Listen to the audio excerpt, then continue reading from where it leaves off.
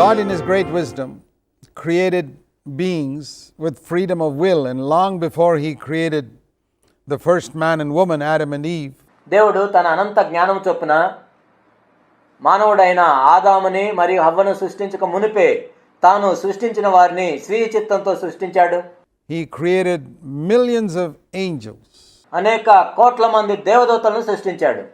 The man and woman whom he created were superior to the angels in the sense that they had the ability to be able to receive God's nature and manifest his image. దేవుడు మానవుడిని దేవదూతల కంటే కూడా ఉన్నతంగా సృష్టించాడు. ఎలా అంటే మానవుడు దేవుని యొక్క స్వభావాన్ని పొందగలడు, దాన్ని ప్రత్యక్షపరచగలడు. We don't know too many details about the angels, but we do know they have freedom of choice. దేవదూతల గురించి అనేకమైన వివరాలు మనకు తెలియదు, కానీ మనకు తెలిసింది ఏంటంటే దేవదూతలకు కూడా తాము ఎంచుకునే అవకాశం అనేది ఉంది. And they are created to be servants to do God's will as he commands them. దేవుడు వారికి ఆజ్ఞాపించిన కొలది దేవుని యొక్క ఆజ్ఞలను నెరవేర్చడానికి వాళ్ళు సేవకులుగా ఉంటారు. Well, one of the angels, we don't know his name is not clearly mentioned, though he's commonly known as Lucifer. అయితే అందులో ఒక దేవదూత ఉన్నాడు, అతని పేరేంటో మనకు తెలియదు, కానీ సామాన్యంగా అతన్ని లూసిఫర్ అని పిలుస్తారు. Which just is referring to his shining being. He was a shining person. ఆయన తేజో నక్షత్రమా అని పిలువబడ్డాడు, ప్రకాశించువాడని పిలువబడ్డాడు. But that's not probably what he was known as. His name is not known. కానీ మనం చూసినట్లయితే ఆయన పేరు అది ఉండకపోవచ్చు. But he was the leader of the angels. He was the one who led the angels in their worship of God. కానీ దేవదూతలను నడిపించిన నాయకుడు ఆయన. దేవుణ్ణి ఆరాధన చేయడానికి దేవదూతలందరినీ ఆయన నడిపించిన నాయకుడు. And very soon he decided that he wanted people to worship him. కానీ ఆ తర్వాత ఆయన ఏమనుకున్నాడంటే వీళ్ళందరూ కూడా నన్ను ఆరాధించాలి అని అనుకున్నాడు. He wanted to take the place that God had. దేవుడు ఏదైతే స్థానాన్ని కలిగి ఉన్నాడో ఆ స్థానాన్ని నాకు కావాలి అని కోరుకున్నాడు. He was the highest created being in the universe, leading the angels in the worship of God, but because he had freedom of choice, he could choose to obey or disobey. సృష్టించబడిన వారందరికంటే కూడా ఎంతో అత్యున్నతమైన వ్యక్తి అయిన దేవదూతలందరినీ ఆరాధించడానికి నడిపిస్తున్న నాయకుడు, కానీ ఆయన కూడా ఎంచుకునే అవకాశం ఆయనకుంది. He was tremendously gifted. ఎంతో గొప్ప తలాంతులు కలిగిన వ్యక్తి ఆయన. God had given him numerous abilities and gifts, more than what man has. మానవుడు ఏదైతే కలిగి ఉన్నాడో మానవుడి కంటే కూడా ఎక్కువగా అత్యున్నతమైన తలాంతులు మరియు సామర్థ్యములు ఆయనకి ఇవ్వబడ్డాయి. What fallen man has anyway. మానవుడు పడిపోయిన తర్వాత మనం చూసినట్లయితే ఆ మానవుని కంటే కూడా ఎక్కువగా ఆయనకి ఇవ్వబడ్డాయి. And this made him puffed up. He was puffed up because of his wisdom, కానీ వీటన్నిటిని బట్టి ఆయన ఎంతో ఉప్పొంగిపోయాడు. intelligence, his beauty, తన జ్ఞానాన్ని బట్టి, తెలివితేటలను బట్టి, సౌందర్యాన్ని బట్టి ఎంతో గర్వించాడు. and his position. తన స్థానాన్ని బట్టి గర్వించాడు. In the book of Ezekiel, in chapter 28, we read about him. యెహెజ్కేలు గ్రంథం 28వ అధ్యాయంలో ఆయన గురించి మనం చదువుతాం. In the early chapters of Genesis, we don't read anything about the devil. He just all of a sudden appears in Genesis chapter 3. ఆదికాండం 1వ అధ్యాయంలో మనము అపవాది గురించి ఏమీ చదవం, కానీ ఆదికాండం 3వ అధ్యాయంలో అకస్మాత్తుగా మనకు కనపడతాడు. To tempt Adam and Eve. ఆదాము అవ్వని శోధించడానికి వస్తాడు. Well, he didn't start existing from nothing.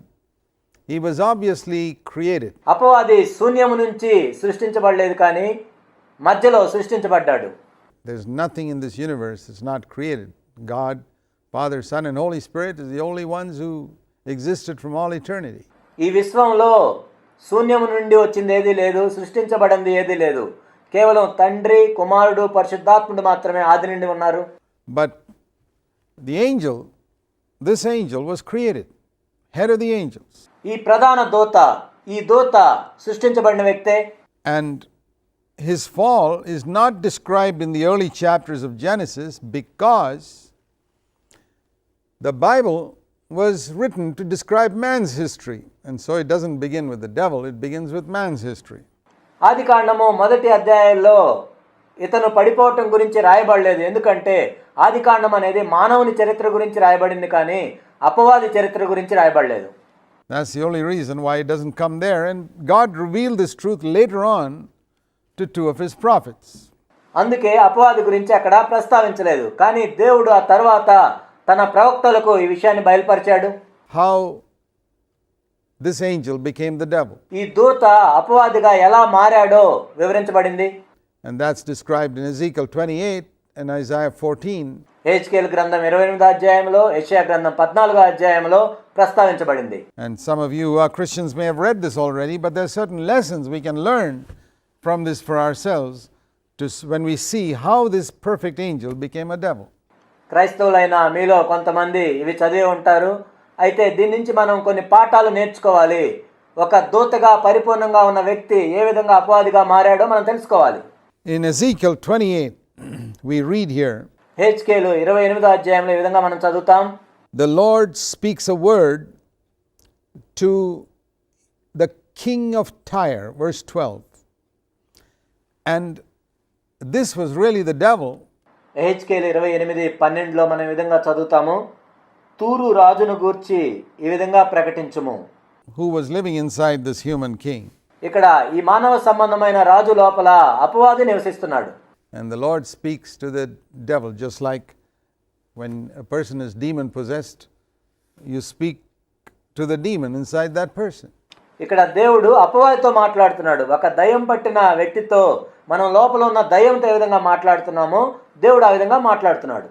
So he speaks to this king of Tyre, which is the devil, ఇక్కడ తూరు రాజుతో మాట్లాడుతున్నాడు, అపవాదితో, and says, you had the seal of perfection. నీవెంతో పరిపూర్ణమైన వ్యక్తివి. Now obviously a human king didn't have a seal of perfection. మనం ఒక మానవ సంబంధమైన రాజును చూసినట్లయితే ఎవరు కూడా పరిపూర్ణుడిగా ఉండడు. Full of wisdom and perfect in beauty, you were in Eden, the garden of God. No king of Tyre was ever in Eden, the garden of God. This is obviously referring to a spirit being that was dwelling inside that earthly king. పూర్ణ జ్ఞానమును సంపూర్ణ సౌందర్యమును గల కట్టడమునకు మాదిరివి దేవుని తోటయగు ఏదెనులో నీవు ఉంటివి. ఇక్కడ మానవ సంబంధమైన ఏ రాజు కూడా ఏదెను తోటలో లేడు. ఇది కేవలం ఆత్మ సంబంధమైన ఆ అపవాది గురించే చెప్పబడింది. And so we learn here that this angel originally was in the Garden of Eden, not the Garden of Eden that we read of in Genesis 3. కాబట్టి ఇక్కడ మనం చూసినట్లయితే ఈ దేవదూత ఏదెను తోటలో ఉన్నాడు. మనము ఆదికాండం 3వ అధ్యాయంలో చూసే ఏదెను తోట కాదు అది. But the original Garden of Eden which God created in Genesis 1, verse 1, where it says, in the beginning. కానీ ఆదికాండం 1వ అధ్యాయం 1వ వచనంలో దేవుడు మొట్టమొదటిగా ఏదైతే ఏదెను తోటను సృష్టించాడో అందులో ఉన్నాడు. God created the heaven and the earth. And whatever God creates is always perfect. ఆదియందు దేవుడు భూమి ఆకాశములను సృజించెను. దేవుడు సృష్టించిందంతా కూడా ఎంతో పరిపూర్ణంగా ఉంటుంది. God never creates anything in stages. దేవుడు దేన్ని కూడా ఒక్కొక్క దశల వారీగా సృష్టించడు. Like some people teach in evolution. కొంతమంది జీవ పరిణామ క్రమం గురించి బోధిస్తున్నట్లుగా. That God made man in stages, first as an animal and then as a man. It's a lot of rubbish. దేవుడు మొట్టమొదట జంతువులను సృష్టించాడు, ఆ తర్వాత మనుషులను సృష్టించాడని చెప్తూ ఉంటారు. అదంతా ఎంతో చెత్త. And there are some people who teach that God made the earth also in stages. In Genesis chapter 1 verse 2, it was dark and empty and shapeless. He made it like that and then made it beautiful in the rest of that chapter. It's not true. కొంతమంది ఏం చెప్తారంటే దేవుడు భూమిని కూడా దశల వారీగా సృష్టించాడు. మొట్టమొదట భూమిని నిరాకారంగా శూన్యంగా అగాధ జలముల మధ్య ఉంది అని చెప్తూ ఉంటారు. ఆ తర్వాత భూమిని పరిపూర్ణంగా చేసాడని చెప్తుంటారు. అది కూడా నిజం కాదు. The rest of the chapter we read that God made. The word used is M-A-D-E, made.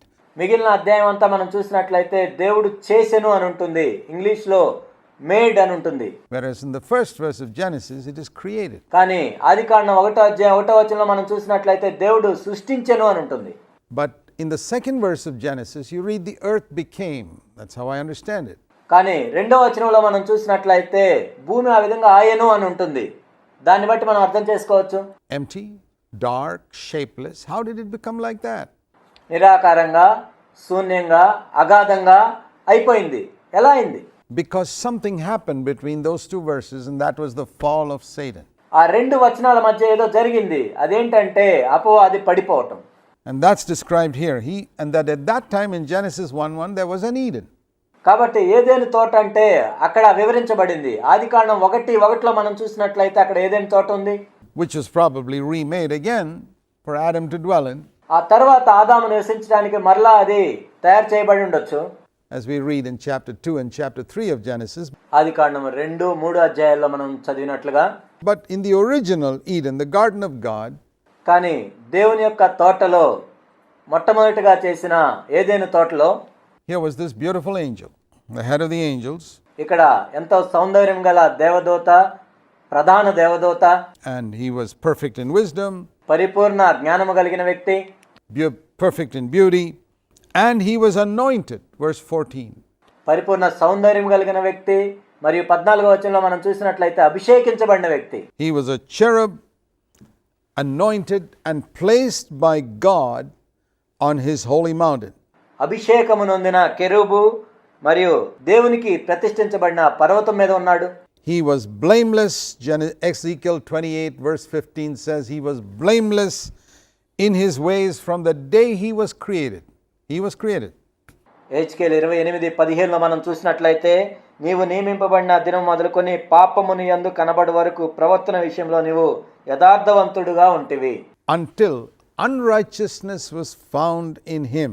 అతనిలో అన్యాయము కనుగొను వరకు కూడా. And he sinned and he was cast down from the mountain of God. And అతను పాపం చేశాడు. ఆ తర్వాత దేవుని పర్వతం మీద నుండి త్రోసివేయబడ్డాడు. the reason for his sin is also mentioned here in verse 17. 17వ వచనంలో మనం చూసినట్లయితే తాను ఎందుకు పాపం చేశాడో కూడా రాయబడింది. His heart was lifted up. He became proud. తన హృదయంలో తాను హెచ్చించుకొని గర్వించాడు. Because of his beauty and because of his wisdom.